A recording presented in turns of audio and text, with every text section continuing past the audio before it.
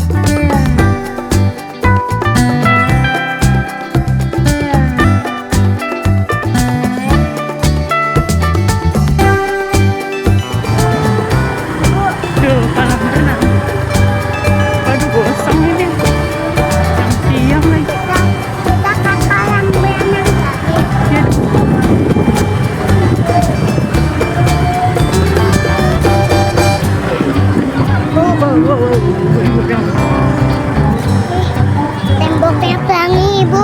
Iya.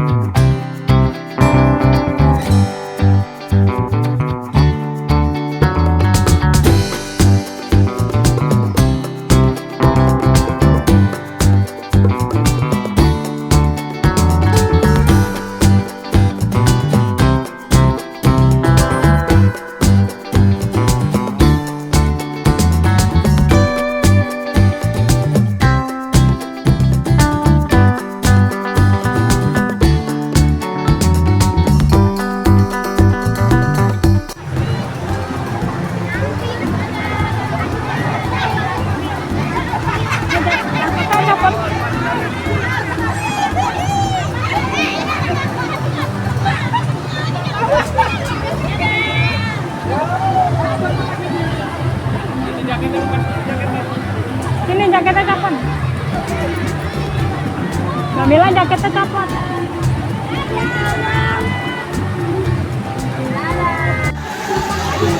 Dingin ya?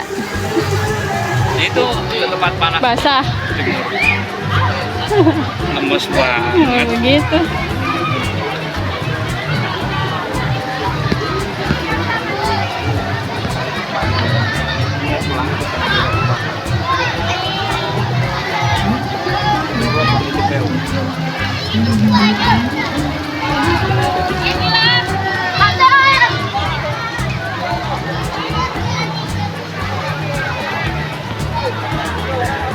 Atu, foto. Kamila, Dedek.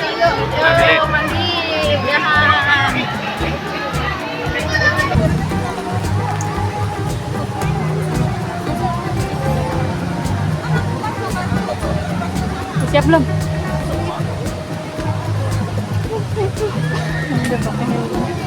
Kamila, Dedek belum helmnya.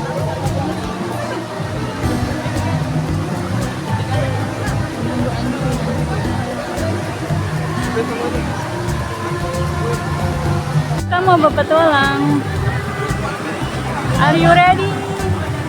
Di Goa. Dede Mbak, Dede Mbak.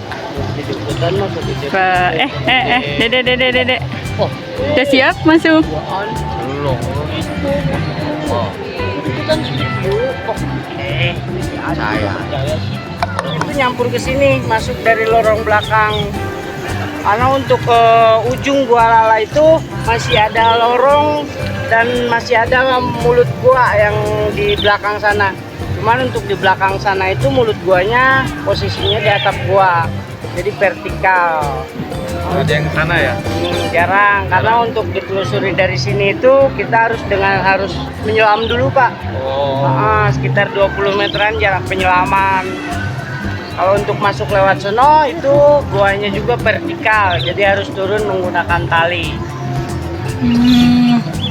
Wow. Untuk masuk gua biasanya memang diminati atau dikhususkan. Iya, iyalah. Biasanya untuk masuk gua itu ada wisata minat khusus, sebutan wisata minat khusus. Karena jarang mulut gua yang bisa ditelusuri atau bisa dimasuki dengan mudah. Ada kelelawar ya, Mbak? Ada kelelawar ya suaranya? Untuk gua lala ini udah termasuk grade gua yang paling mudah untuk ditelusuri. Karena mulut guanya besar dan kita bisa masuk menggunakan perahu. Wow. Untuk jarak Sini cuma ini doang ya yang ada. kalau untuk gua yang paling mudah hanya di gua lala ini aja.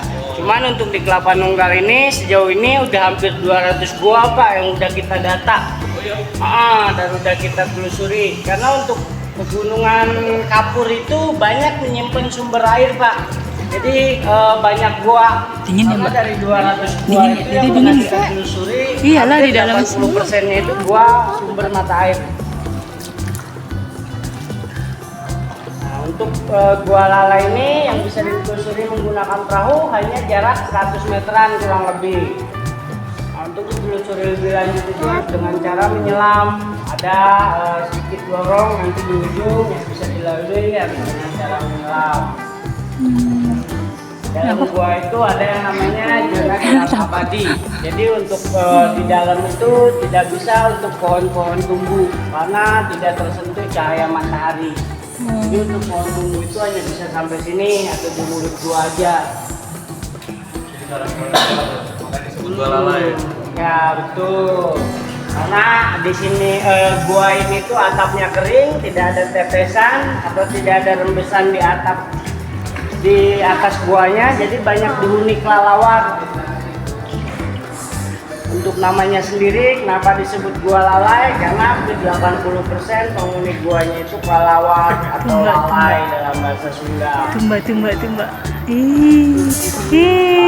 Itu dalam bahasa Inggris, dalam bahasa Sunda lalai. Tuh. Dede lihat tuh, Dede di atas, Dede. Kepala kita nih. Wow. Ini tempat kelelawar istirahat atau gelantungan. Karena di sini itu atap yang paling tinggi. Ih, banyak banget tuh, banyak banget. Lanjut lagi atapnya itu makin rendah. Nah, ini Ih, dong. banyak banget. Wow. Biasanya Mbak, jangan nangap, Mbak. Ntar masuk. Kalau panik itu dia buang kotoran. Kalau panik atau stres dia selalu buang kotoran. Buang kotorannya ke bawah. Mbak, jangan nangap. Kelelawar itu buang kotorannya itu selalu ditempel menggunakan air liurnya di atap-atap tempat mereka gelantungan. Ih, gila banget, gila banget. Untuk kedalaman air di Gua Lala ini hampir 3 meter Bawah. kedalamannya. Mungkin saat ini kita nyampe ke pertengahan lorong ini kita biasa menyebutnya zona senja, karena di zona senja ini meskipun tanpa penerangan yang kita bawa, di sini kita masih dapat penerangan cahaya dari luar. Wow. Nah, kalau dulu itu masuk ke Gua Lalai atau lorong yang kita masukin ini harus dengan cara Takut nggak? kalau untuk Takut nggak, mulutnya Dek? terbuka itu bukan karena tersengaja, karena memang dari awalnya itu di luar itu bekas tambang batu kapur. Kalau untuk lorongnya itu ini terjadi secara alami, Pak, karena memang terkikis aliran air. Karena untuk batuan-batuan kapur itu batuan yang mudah lebur kalau terus-terusan terkena air. Nah, untuk di dalam gua itu jarang ada habitat binatang. Biasanya di dalam gua itu ada pun binatang-binatang yang terjebak selain kelelawar. Kalau untuk kelelawar itu karena memang mereka senang kegelapan. Biasanya juga kalau untuk gua-gua yang atapnya ada tetesan atau rembesan air itu jarang dihuni kelelawar. Karena Gua Lala ini atapnya kering, jadi banyak dihuni kelelawar. Biasanya untuk binatang-binatang di dalam gua atau binatang luar gua yang terpaksa atau terjebak di dalam gua itu lambat laun penglihatan mereka hilang. Mati lama-lama. Kalau untuk ikan biasanya kami baru-baru ini menemukan ikan asli dalam gua, Pak. Kalau untuk ikannya mungkin untuk ikannya jenis ikannya ikan sungai atau ikan wader. Karena mereka terjebak di dalam gua, akhirnya di dalam gua banyak sumber makanan mereka dari kotoran kelelawar atau dari binatang-binatang kecil. Mereka berkembang biak dan keturunan mereka itu tanpa sisik dan tanpa mata, Pak. Iya.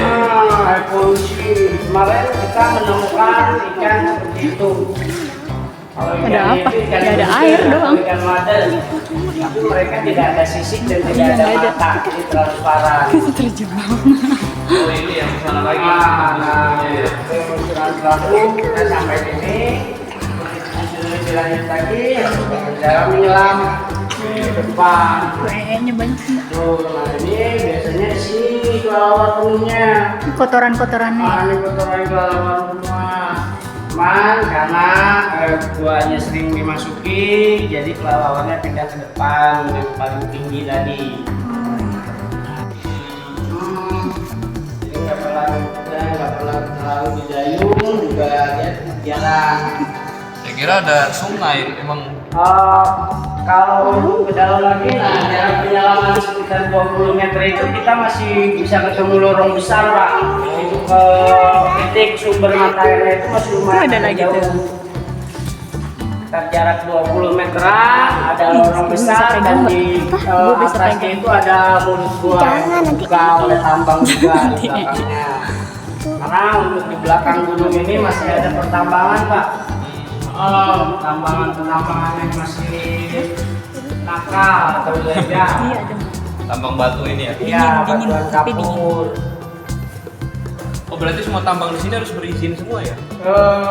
Ada yang berizin, ada yang ilegal juga, Pak. Rata-rata itu buat apa sih kalau Ya? batu ini?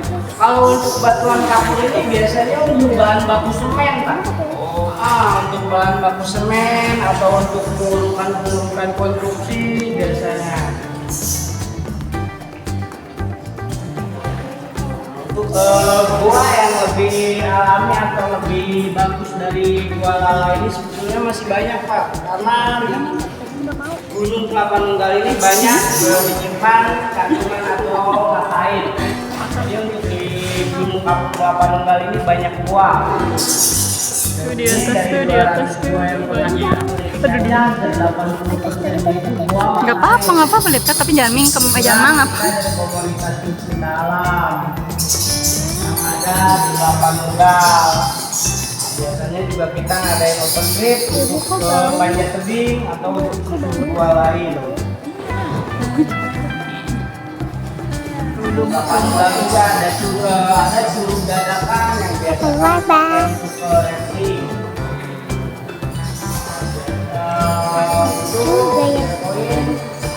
Bisa kalau Instagram kita Bandara atau Gembala Kelapa Nunggal. Apa tadi nama Instagramnya? Gembala Kelapa Nunggal. Gembala Kelapa Nunggal.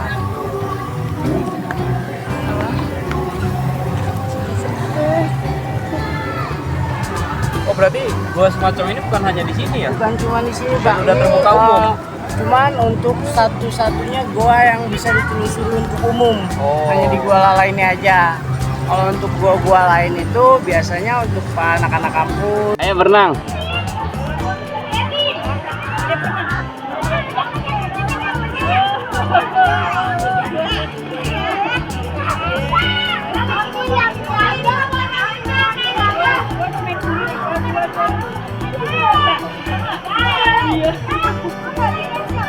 Berhasil. Dedek.